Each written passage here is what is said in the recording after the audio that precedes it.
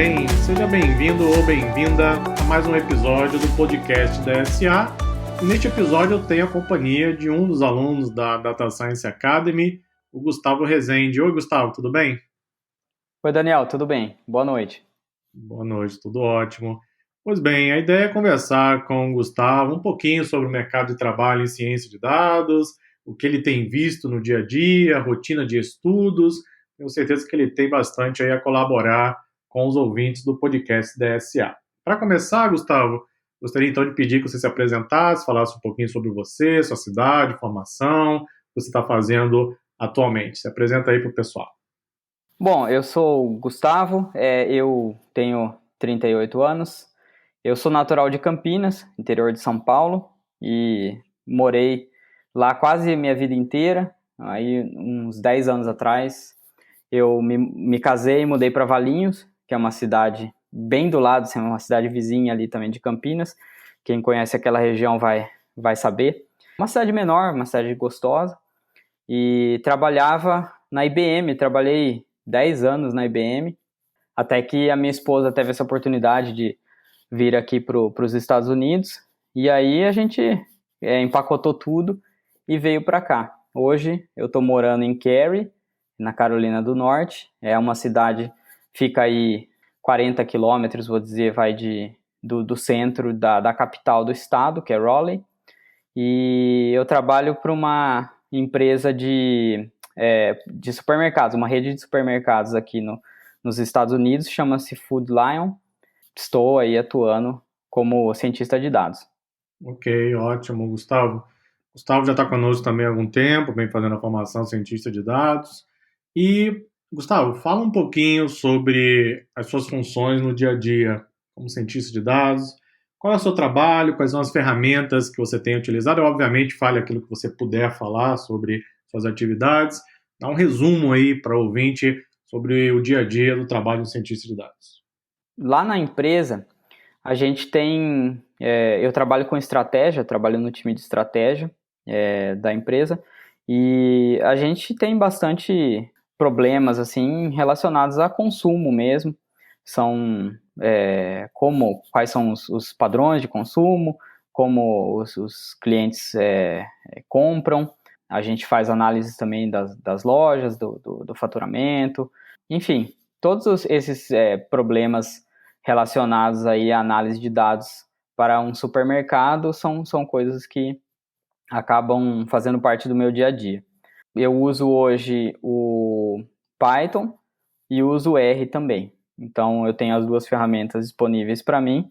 A gente tem também a rede do Azure, né, da Microsoft, e o Databricks, então, que é uma plataforma também para você trabalhar com Big Data. Então, nesse mundo de hoje aí, com essa quantidade de dados que chegam de todos os lados, né, de várias fontes, a gente tem que estar preparado, cada vez mais preparado para trabalhar com diversas ferramentas. Então, assim, a minha especialidade mesmo é mais o R e o Python. Creio que nos próximos meses aí eu já vou ter que começar também aí para a parte de Databricks e trabalhar mais com uma quantidade bem grande de dados mesmo. Ok, ótimo. É curioso porque eu tenho conversado com outros alunos aqui no podcast da SA e é quase unanimidade. Quase todo mundo, de alguma forma, está envolvido com cloud computing, não é? Com computação em nuvem. Eu conversei com o Franklin, a empresa que ele trabalha está nesse momento em projetos com a AWS, com a Amazon Web Service. Conversei recentemente com o Henrique, a empresa dele está com o Google Cloud Platform. Agora você colocou aí o feedback do Microsoft Azure e do Databricks, ou seja, é a mensagem que a gente transmite frequentemente aqui na DSA, e não à toa trazem vários cursos, a importância do conhecimento em cloud computing. Essa já é uma realidade, principalmente nos Estados Unidos, mas está se tornando cada vez mais comum também no Brasil e em outros países. E conta um pouquinho, Gustavo, sobre a sua rotina de estudos. Como você vinha estudando, não sei se agora você mudou a rotina, você concluiu, né, a formação cientista de dados, como estava a sua rotina, como está atualmente com relação aos temas aí que você tem que aprender e desenvolver? Eu comecei a formação em junho de 2019. Eu consegui concluí-la em setembro agora de 2020, então foi um pouco mais de um ano aí de estudo. Nesse meio tempo, eu também aproveitei para aprofundar alguns outros conceitos, né?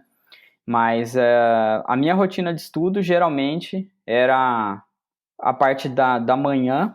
Eu estudava um pouco de manhã, depois que eu deixava minhas filhas na escola, e depois do almoço, aí eu pegava mais um pouco, trabalhava, estudava até a hora de buscar as crianças também, e fazia isso geralmente durante os dias de semana.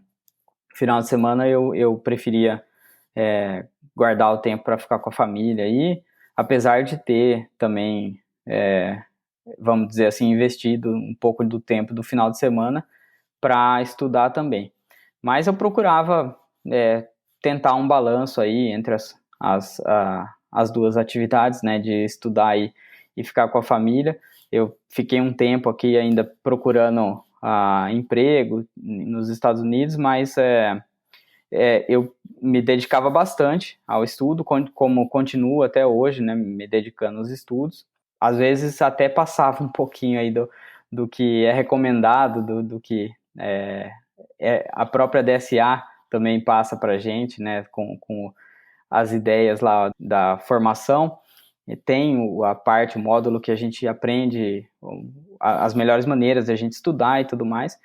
Então, acho que algumas vezes eu até passei um pouco daquilo, mas eu tentava manter um padrão assim de estudar mais durante a semana mesmo. Entendi, ótimo.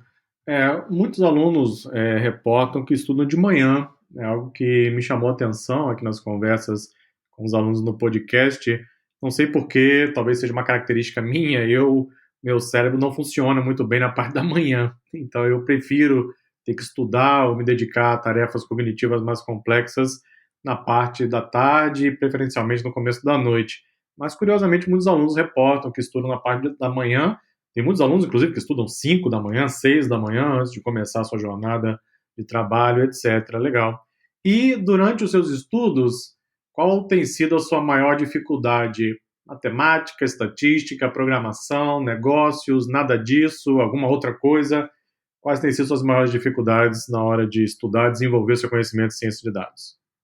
Olha, Daniel, eu creio que, para mim, estatística foi uma parte desafiadora e continua sendo até hoje. Eu acho que a matemática, eu sempre tive uma facilidade com matemática, vamos dizer assim, a parte básica. Quando ela começa a se aprofundar também para a parte de álgebra linear e tudo mais, também é uma parte que me desafia bastante. Então eu preciso de mais tempo para estudar, para absorver aqueles conceitos todos. A mesma coisa com a estatística, eu acho que são as duas partes que me desafiam mais. A parte da programação, que geralmente eu escuto bastante, você falando nos vídeos, que o pessoal meio que tem bastante medo, eu acho que é legal o jeito que você desmistifica, e eu também acho legal a gente registrar aqui que talvez não seja a parte mais difícil, né? Porque tem muito material disponível, não só pela DSA, mas em YouTube, enfim, uma porção de plataformas aí.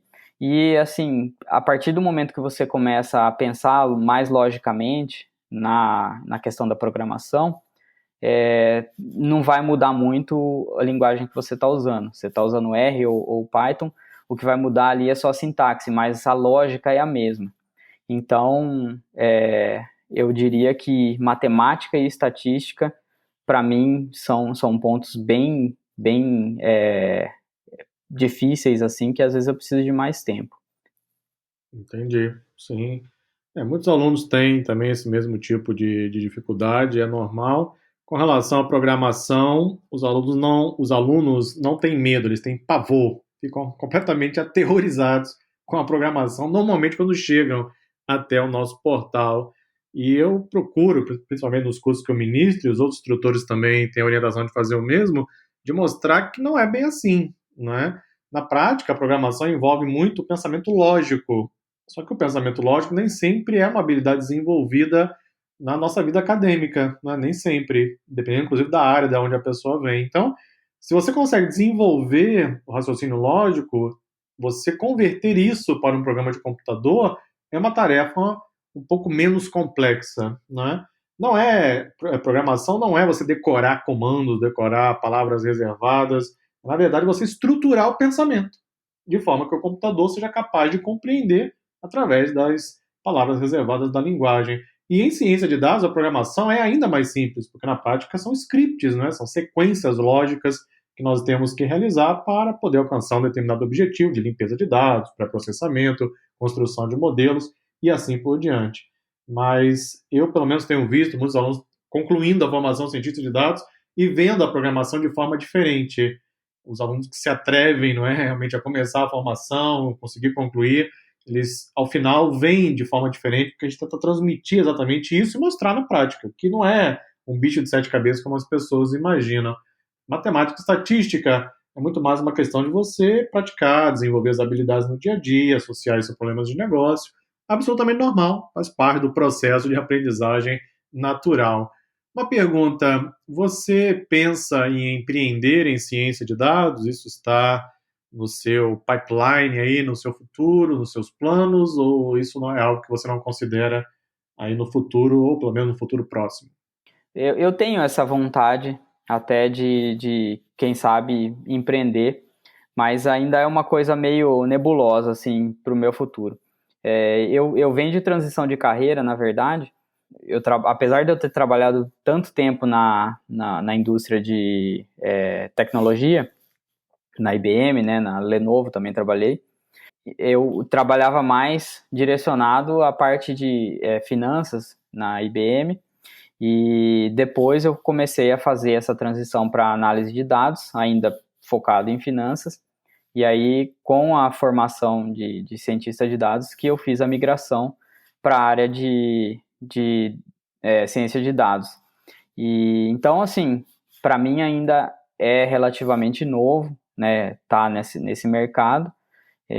Então, eu penso, sim, eu tenho esse interesse, quem sabe retornando ao Brasil aí, eu acho que é uma possibilidade bem interessante de empreender, até pelo fato do Brasil ainda estar um pouco engatinhando aí, dando os primeiros passos, talvez, nessa área, né? Então a gente meio que percebe que aqui nos Estados Unidos o mercado está bem mais avançado, bem mais desenvolvido nessa parte de data science, e o Brasil está começando, né? Eu tenho visto muitas comunidades crescendo bastante, inclusive a DSA incluso nisso, de pessoas, né, profissionais e pessoas mudando de carreira, pessoas saindo da faculdade e ingressando na carreira também de ciência de dados. Então, eu acho que é um mercado que tem uma oportunidade bem interessante aí para o futuro. Mas é uma coisa ainda meio nebulosa na minha cabeça, Daniel. Entendi, entendi. Não, eu tenho feito essa pergunta aos convidados aqui do podcast, porque é muito mais uma curiosidade minha, né? Porque como ciência de dados tem um universo de possibilidades, o mercado está extremamente aquecido, e eu acredito que vai continuar assim pelos próximos anos, então a verdade é que as empresas vão precisar de muita ajuda, não é? Seja através de consultoria, algum tipo de suporte, soluções comerciais, etc. E é bem provável que aqueles que pensem em empreender de alguma forma tenham aí um mercado interessante à disposição. Então, eu tenho procurado obter, né, esses detalhes sobre os alunos que participam, até para que os ouvintes também tenham uma percepção daquilo que as pessoas imaginam. Você comentou um pouquinho, mas já era exatamente a minha pergunta, a próxima pergunta. O que você tem visto no mercado de trabalho? Você está nos Estados Unidos, então com certeza está acompanhando o mercado americano, mas tem certeza absoluta que deve estar acompanhando também o mercado brasileiro, não é? Então, o que você tem visto sobre o mercado americano e brasileiro? Como está a sua percepção com relação ao crescimento da ciência de dados, da inteligência artificial? Imagino que morando nos Estados Unidos, como eu, você percebeu que o mercado americano está aquecidíssimo, não é? O mercado está pegando fogo, na verdade, em termos de ciência de dados e IA. O mercado está bem, a ciência de dados está bem estabelecida, o mercado está bem desenvolvido. Acredito que os próximos anos devem continuar da mesma forma. E como você tem visto, Estados Unidos, Brasil, mercado de trabalho, ciência de dados, IA, machine learning? Fala um pouquinho aí para o ouvinte do podcast. Concordo bastante com você, Daniel. Eu creio que os mercados, tanto brasileiro quanto o americano, estão assim bastante desenvolvidos mesmo. Aliás, bastante aquecidos. Por razões até meio óbvias, os Estados Unidos está na nossa frente, até porque muito da programação de computadores, das maiores mentes aí dessa área estarem aqui, né? E acaba que puxando, né, bastante o mercado para cá, né? O dinheiro puxa bastante também, né? O poder aí econômico dos Estados Unidos é uma coisa fascinante. Então, realmente o mercado dele está bem desenvolvido. Eu pude sentir na pele, né? Essa busca por uma vaga aqui durante esse tempo que eu tive estudando e procurando emprego. Então, eu percebia que, nossa, muitas vagas apareciam diariamente, principalmente depois que o Covid começou a diminuir e o mercado começou a se reaquecer. Eu podia perceber que a quantidade de demanda por cientistas de dados, engenheiros de dados, era bem grande mesmo. E, ao mesmo tempo, eu acompanho o mercado brasileiro por pessoas que eu tenho conexão no Brasil, por pessoas que eu acabo seguindo nas redes sociais também, LinkedIn, por exemplo. Tem muitas pessoas que são profissionais de ciências de dados no Brasil e eles vão comentando, né, da necessidade de pessoas, né, que eles precisam para trabalhar, para desenvolver a ciência de dados. E o que eu percebo, assim, em relação ao Brasil, é que a busca por pessoas, vamos dizer, para entrar no mercado, talvez seja um pouco maior do que aqui. Aqui eu tive uma certa até dificuldade em conseguir a minha vaga, porque muitas vezes, como o mercado já está um pouco mais maduro, você tem dificuldade de encontrar aquelas vagas de entrada, né? Já é esperado que você tenha um conhecimento mais avançado. Quantidade de pessoas com mestrado, até a quantidade de faculdades, né? Com mestrado, oferecendo mestrado, pessoas com PhD até às vezes competindo pelas vagas, então já é um mercado bem mais competitivo. E no Brasil, isso está começando a acontecer, né? Então, você vê ainda uma possibilidade de entrada talvez um pouco maior, mas é a minha percepção, né? Não posso dizer que é a realidade, até porque eu estou para cá e as coisas estão acontecendo lá. Não, sem dúvida, acho que a sua percepção é muito parecida com aquilo que está acontecendo no dia a dia, é bem próximo realmente da realidade atual do Brasil. Eu lembro que você compartilhou lá na timeline da comunidade da SA um pouquinho da sua história durante o processo de seleção para a vaga que você tem hoje, cientista de dados. Você pode comentar um pouquinho, é claro, aquilo que você puder comentar, obviamente, como foi esse processo de seleção, quais foram as etapas, as dificuldades, como você conseguiu superar o processo e ser contratado? Com certeza. Esse processo foi bem interessante porque foi um processo relativamente longo. Eu passei por 8 entrevistas, se eu não me engano. Então, eu tive uma primeira entrevista de triagem, e aí, passando por essa entrevista, eu fui para falar com o gerente que iria contratar. Então, eu fiz a primeira entrevista com ele, passei, né, os meus conhecimentos e tal. Aí, depois dessa entrevista, eu fui para outra entrevista que era, na verdade, outras, né? Eram 4 entrevistas aí que foram feitas no mesmo dia, com diversos times lá, ou diversas pessoas que iam interagir comigo no dia a dia. E uma dessas entrevistas foi técnica.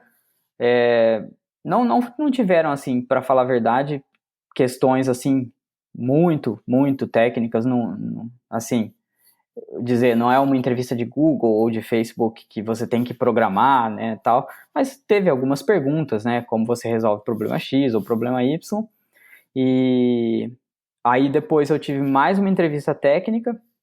Nessa daí eu lembro até que eu acabei comentando um pouco de PCA, né, de Principal Component Analysis, acabei comentando um pouco de regressão e métodos de regularização de regressão e tudo mais. E aí, depois eu tive a felicidade de ser contratado. Então, foi um processo longo, mas que o que fez bastante diferença, que até coloquei, foi o que eu coloquei na timeline, foi o meu portfólio.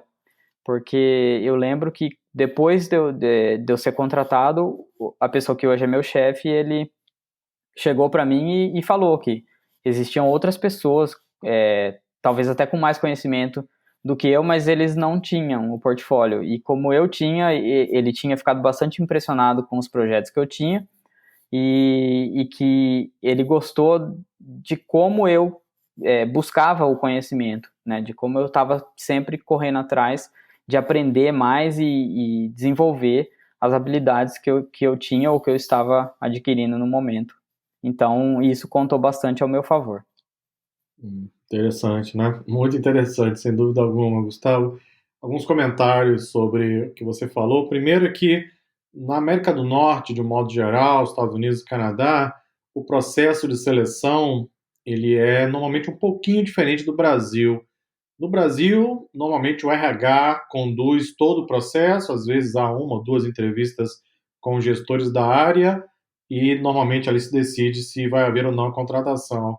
Nos Estados Unidos, também no Canadá isso acontece, o RH faz apenas a triagem inicial. A partir daí, há normalmente uma rodada de entrevistas com a equipe de trabalho, que eu acho muito legal, porque o conhecimento técnico, ele pode ser adquirido, ele pode ser desenvolvido, ele pode ser buscado, mas as características comportamentais, essas são bem mais difíceis para uma empresa desenvolver um profissional. Então, é importante que a pessoa contratada, ela, como se fala até em inglês, né, ela dê o fit, né, ou seja, ela caiba naquela equipe, e nada melhor do que a equipe para dizer se o fit acontece ou não, né? Então, é muito comum esse tipo de processo nas empresas dos Estados Unidos e também no Canadá. Com relação ao portfólio, bom, eu estou trazendo vários alunos aqui para o podcast e é quase unânime também. Aqueles que ousaram a seguir as recomendações e construir um portfólio obtiveram sucesso. É quase que, assim, 100%. É claro que o portfólio sozinho, ele não vai fazer nada. O portfólio sozinho não vai pegar as perninhas, vai andar até a empresa, bater na porta e dizer, olha, por favor, me dê a vaga e vai ser contratado. Óbvio que não. O portfólio é um diferencial. Talvez a pessoa não seja contratada por outras características, mas se ela conseguir demonstrar habilidades comportamentais, etc., e ter ainda o portfólio, isso pode fazer uma grande diferença. Porque o portfólio é uma forma de mostrar, opa, aquele profissional ele é proativo, ele está buscando conhecimento, ele fez aquilo sem que ninguém pedisse a ele. Isso faz toda a diferença, porque proatividade não é uma característica muito usual. As pessoas, em geral, esperam alguém dizer o que fazer. Então, quando o profissional cria o seu portfólio, ele está dando a mensagem para a empresa: olha, eu sou um profissional proativo, eu vou tentar resolver problemas, eu vou buscar soluções, sem falar no fato de estar buscando, claro, conhecimento. Então, quando você postou lá na timeline da comunidade, eu lembro muito bem, nós já tínhamos trocado e-mails antes, né, mensagens, etc. E eu lembro bem que eu cheguei lá, inclusive, e disse para você: olha aí, exatamente aquilo que nós sempre conversamos, assim como também outros alunos recebem exatamente a mesma recomendação e que ajuda, faz a diferença no dia a dia. Você construiu o portfólio, você colocou muitos projetos, você colocou poucos projetos. Comenta só um pouquinho sobre como foi a criação do seu portfólio. Eu devo ter alguns, sei lá, uns 4 ou 5 projetos. E eu tenho acho que um de regressão, uns 2 ou 3 de classificação. Tenho um que é só análise exploratória mesmo. Eu peguei um dataset do Kaggle, acho que do Airbnb. Também fiz vários gráficos tal para mostrar como que as variáveis se conectavam, extrair insights. E acho que era basicamente isso. Pode ser que tenha outras coisas ali, mas de cabeça agora eu não me recordo. Mas é mais ou menos isso. Ok, exatamente. É você colocar no seu portfólio alguns exemplos daquilo que você tem aprendido, sabe fazer, etc. Não é necessário que o portfólio seja uma construção de 100 projetos. Não, muito pelo contrário. É melhor que você tenha poucos projetos, mas poucos projetos bem feitos, bem desenvolvidos, bem documentados. Isso faz uma diferença enorme na hora que o recrutador ou a empresa, o gestor, estiver olhando para o perfil profissional. Ok, Gustavo, estamos aproximando do final do podcast e, para concluir, eu gostaria de trazer para você uma pergunta que é basicamente a sua visão sobre os próximos anos. O que você acha que vai acontecer com a ciência de dados, com a inteligência artificial, machine learning? Você acredita que ainda tem espaço para crescimento? Você acredita que já está saturado? Você acredita que não vai acontecer nada, que o mercado ainda vai explodir? Qual é a sua visão exatamente sobre os próximos anos para a ciência de dados e tecnologias relacionadas, como machine learning, AI, etc.?